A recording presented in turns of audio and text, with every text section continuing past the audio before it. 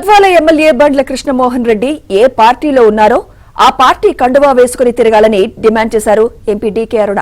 Speaker నిర్ణయాన్ని MLA గౌరవించాలన్నారు. ఏ మొఖం పెట్టుకుని పట్టణంలో మున్సిపల్ ప్రచారం చేస్తారన్నారు. ఇక్కడ ఓట్లు అడిగే హక్కు లేదన్నారు. ఏ పార్టీలో ఉంటే ఆ పార్టీ పాట పాడటం ఆయనకే సొంతమన్నారు. గద్వాల అభివృద్ధి కావాలంటే బీజేపీకి పట్టం కట్టాలన్నారు.